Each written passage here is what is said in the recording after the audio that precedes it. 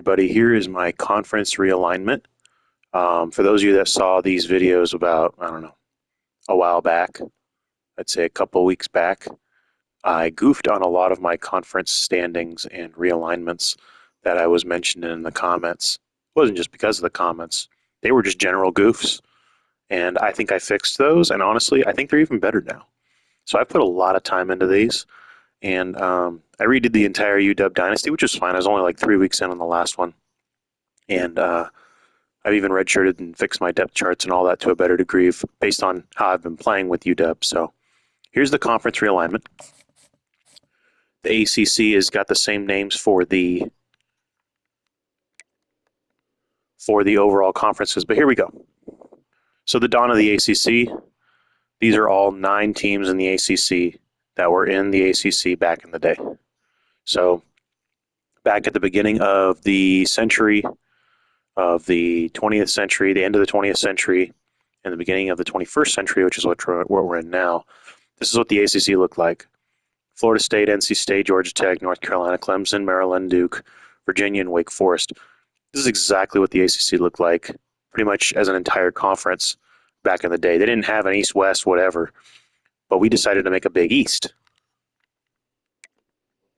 The original Big East Conference. So people forget, and I understand we're sitting in 2025 right now, March of 2025, and we're on the cusp of all the March Madness going on, but the Big East was obviously not in the ACC, but it's a blanket division within the ACC because the Big East was such a big deal back in the day, and it disbanded. I think it was in 2012, if I'm not mistaken, around that time, early 2010s. And honestly, I think it disbanded because of, I don't know, whether it's greed, teams changing conferences, disagreements, what have you. There was a lot of shift and change in the Big East over the years. I want to say the Big East started in like the late 80s, early 90s, and then disbanded, I believe, in 2012 or 2013. And the conference that they had for basketball especially was unbelievable. And it wasn't just basketball, it just overall, it was a very solid core of teams that really worked within each other. Obviously in basketball, it always worked. I mean, UConn, Syracuse, big time matchup, Boston College. You go down the list, and each of these teams, from a basketball perspective, worked out phenomenally. But also in college football, it was really good at the beginning of the 2000s. Look at Miami; they absolutely ran ship on this, and that was when Miami was in their heyday. And people can say, oh, well, they were in the Big East, and the Big East wasn't very good and all that. Yeah, but Miami was the talk of the 90s. I mean, they were not the best team in the 90s. I mean, you can debate that with Nebraska, but they were up there. I mean, they're in the conversation. And obviously, late 80s, 90s, and early 2000s, Miami was the talk of the entire entity that was college football. And then they kind of just disappeared. And really, they kind of disappeared with whatever the Big East turned into, which disappeared in and of itself in the next decade. But the Big East was magical on so many different levels, on so many different angles, and I wanted to re-put it back together. I wanted to re-put it back together the right way. West Virginia's been thrown around the last X amount of years. Obviously, Rutgers is in the Big Ten now in real life, but they were in the Big East originally, and so were a lot of these teams. And Temple got thrown around, and UConn got thrown around, and so many teams got thrown around in this overall conference that I think putting it back together and making it under a blanket ACC conference is absolutely beautiful and exactly what they need. The Big East Division under the ACC, I love it. Based on the previous video that you all saw, this hasn't changed. This is basically the Lone Star division within the Big 12. It's basically 10 teams, all from Texas. It's absolutely amazing. I love it. I absolutely love it. It's the best because it's all the best teams in the state of Texas facing off against each other to go play against the other division in the Big 12, which is the Freedom Division. I fixed this up a little bit as well from the last time I had my conference realignment. I used to have Colorado State in here, but now I have Missouri. And I think it works out absolutely perfect because Missouri and Kansas have an absolutely brutal historical rivalry, and it got disbanded about a decade ago. in the mid 2010s, and it was a shame, an absolute shame. And Missouri is also a big rival with Kansas State, but mostly just Kansas. And then obviously Oklahoma State up there at the top. Oklahoma's back again. They can play Texas when they're in the Lone Star division. They'll play each other every year still. And then you got all of the academies, Air Force, Navy, Army. Nebraska, Colorado is back together again. Um, it's really just Nebraska, Colorado, the Kansases, Missouri, and then the Oklahomas along with the academies.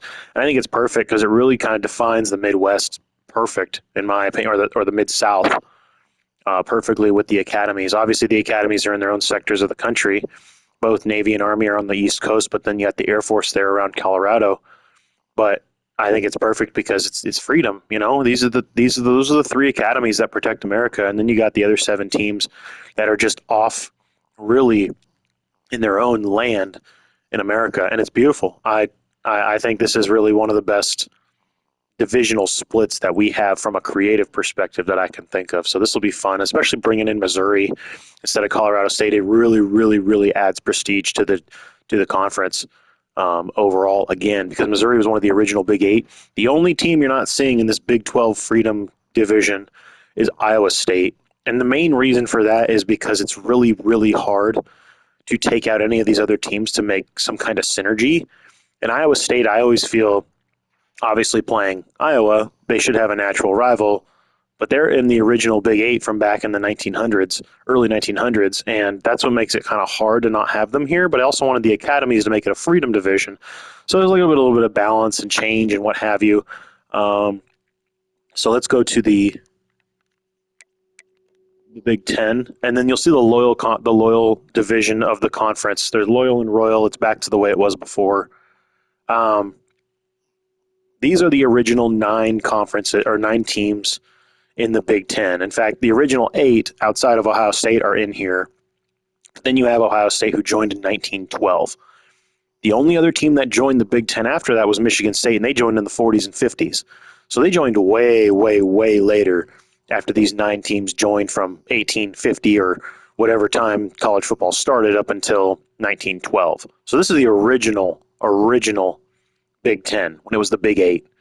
Well, not the Big Eight, but you know what I'm saying. When the Big Ten was what it was when it started, it wasn't even called that. It was called the Missouri Valley Missouri Valley IAA. It was a very, very tiny conference because outside of Michigan and Illinois, and they had the University of Chicago. That was the other reason why they were called the Big Ten. They had another team in here, but they don't exist anymore. I mean, at least in the NCAA Division One.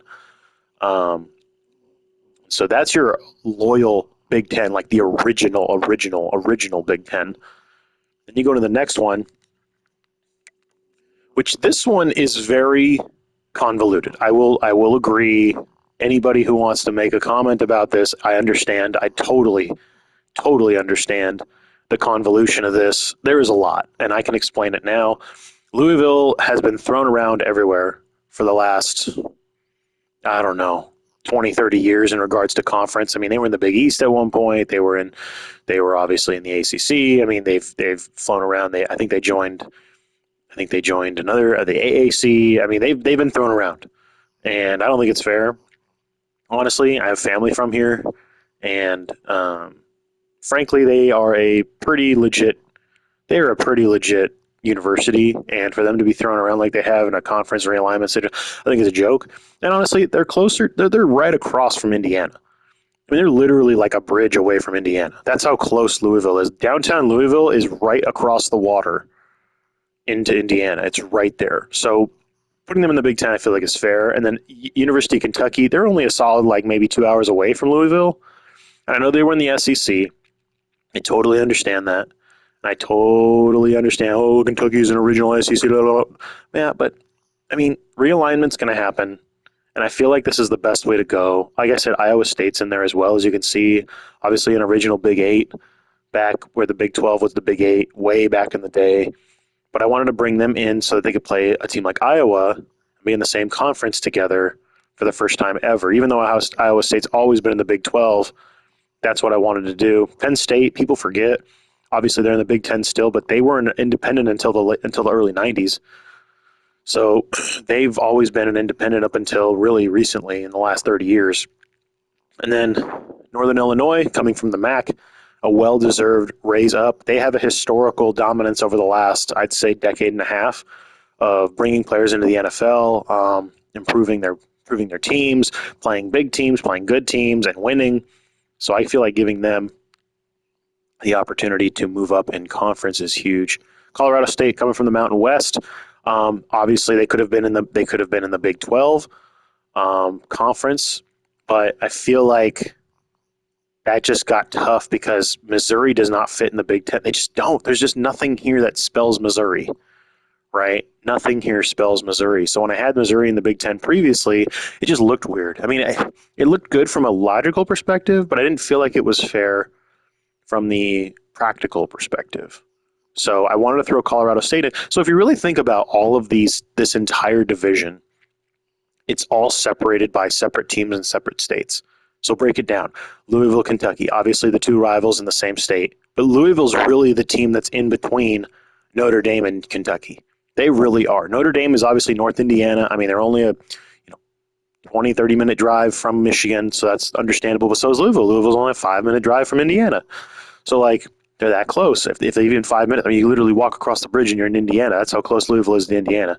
And then you go to the other states, Iowa State, they represent Iowa for the Big Ten. Penn State, they represent Pennsylvania for the Big Ten. Northern Illinois, they represent Illinois for the Big Ten in the Royal Division. And then you got Colorado State, they represent Colorado in the Royal Division. Michigan State, they represent Michigan in the Royal Division. Cincinnati, they represent Ohio in the Royal Division, and then Notre Dame represents Indiana. So almost every team independently represents a state for the Royal Division in the Big Ten. So it's its own new traditional setup for the Big Ten. It's obviously not historically accurate. There's no real major tradition outside of Louisville, Kentucky, in a rivalry sense. There's nobody really here that has anything in there. And then Cincinnati, obviously, as we know, they all joined the Big 12 recently, but I feel like they're much more suited for the Big 10, obviously, because they're in Ohio. Notre Dame's always been an independent, so we know about that. Michigan State didn't join the Big 10 until the mid 1900s, so they joined way later. So I feel like the historical, the geographical, the relevance, the everything inserted into this one particular divisional conference a realm of the Big Ten, I feel like makes it more open and different. But it is convoluted, and I won't disagree if someone's like, "Whoa, what's going on here?" I can see that, and I understand. But I had to make it work, and I feel like all of these teams are worthy of being in a top conference in some regard, obviously. I mean, Colorado State, and maybe not so much, but to fill the void, they at least represent a state within the Big Ten. You know, I mean, a state within the Big Ten Royal. They don't have to be here, but then I don't know. Then it just makes it weird if Ohio State's in here. You know what I mean? Like it gets weird. It gets weird after that, and you're like, what is the logic? So it's there's definitely a convolution here, and I can totally see why people would think that. But that's why it's called the Big Ten Royal. It's a brand new conference divisional opponent, and if you go back to the Loyal, I mean, it all is original Big Ten teams. So that's where the tradition is. Here, it's the new like Royal, like obviously Notre Dame and Penn State, and like Cincinnati, who's had some success in the recent years with their playoff success. Northern Illinois, who's played really good teams in the MAC. Kentucky and Louisville, they speak for themselves. Iowa State with their historical relevance with the Big Eight. I know it's the Big Ten. It's a whole different geographical realm. And then Colorado State and their recency with their ability to play big teams. They've found a way that they should be deserved to be here. There's a lot. There's a lot to discuss with this Royal Conference division with the Big Ten, but it makes it interesting. It makes it fascinating. I changed up the Pac-12. It was the I-5 division and the Wild West. I kept the Wild West, but the difference now is the Pac-12 has the original 10, the OG division, the OG conference, the OG. Everything's OG about this. This is the original Pac-12 or Pac-10. This was the Pac-10 for decades, forever, as we knew the Pac-10 before they started adding teams and changing conference realignment. This was the Pac-10 forever, and it was originally the Pac-8. So for a very, very golden era in the Pac-10 or Pac-12, this was the original Pac-10. Pretty much from, I don't know, mid-'80s up until the mid-2000s. This was the golden era of the Pac-10, and that's why when people are like, "Well, you like the I-5 conference was really good." It was really good, but here's the thing: origination, uh, when it comes to rivalries, when it comes to the ability to have teams that are well versed against one another, have a historical relevance. This is that traditional value of the Pac 12. It's the original 10, the OG division of the Pac 12, obviously. And then the Wild West is just chaotic, but it's beautiful. Obviously, Boise State needs to be in a bigger conference. Utah needs to be in a bigger conference. BYU needs to be in a bigger conference. I feel like over the years, Fresno State has been deserved. Wyoming, I think, is deserving with talent they've had over the years. UNLV used to be in a big conference. They got relegated, or if I'm not mistaken, they were close, whatever. They deserve to be there with their basketball. San Diego State with their basketball. Utah State has rivalries with Wyoming, BYU, and Utah. So those are all relevant and obvious. San Jose State is right there near Fresno State. So that's a salt. Well, not really. San Jose is. No, that's inaccurate. Inaccurate. Delete that. San Jose is more near Stanford, excuse me. So they're more near like the northern side of California. I mean, Fresno State's still Northern California, but it's different. It's just different. If you've ever been to Fresno State, it's completely different. I meant San Jose State is close to Stanford. So, and they've got a pretty decent football program as well. So there's a lot here, and it's the Wild West. I mean, you could easily make this the Mountain West Conference, but I wanted the Pac-12 to have diversity, and this is real diversity. Yes, oh, Boise State only went to go play really Utah and BYU and added them. Well, yes, but they're still in the same conference as the original Pac-10. So if you really think about it, it's just the Pac-12 expanded. And I love that because I think this makes the Pac-12 absolutely chaotic, but beautiful in a sense that the top teams will still play top teams. And then you have bottom opponents who have a chance to grow within the conference to be bigger known names. So that's why I made this. And the SEC is back to the way the SEC used to be. The only thing I added, which I really like, I like Tulane because Tulane is really good for a small conference team. And then Florida Atlantic. Everyone's like, well, why are you adding Florida Atlantic? Blah. Here's the thing about Florida Atlantic. The Lane Kiffin connection. He helped make that program decent and understandable again. And I feel like if they have some kind of permanency in a big conference, it makes them interesting. So each division in the SEC, East and West, is 7 teams deep. And it's basically the original SEC except for the addition of a couple of teams, and then obviously UCF taking over for what Kentucky was. As you can see, pretty self-explanatory. The original SEC East except for the additional of Florida Atlantic and UCF. That's it. Florida basically just got a couple teams added to them, and everything else is the exact same. And then the SEC West is everything the same except for adding Tulane, which now LSU has a team in Louisiana. So 2 Mississippi teams, 2 Louisiana teams, 2 Alabama teams, and then Arkansas, right? Pretty self-explanatory. And the nice thing about this is the SEC is basically the same conference that it's been forever, except for the couple of additions.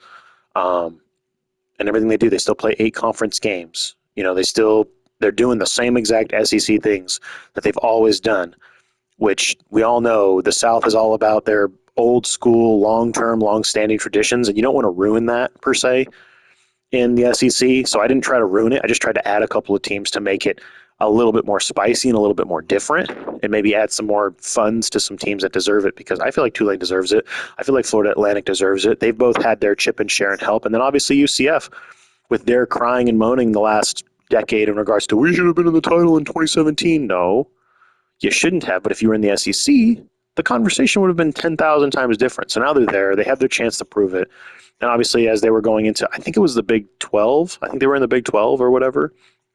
They're now going into the SEC to make a name for themselves. So that's my conference realignment. That's what I've done, and that's where I'm at with everything. And like I said, some of the other smaller conferences are just a shade different, but they're not crazy different. So that's what we have there.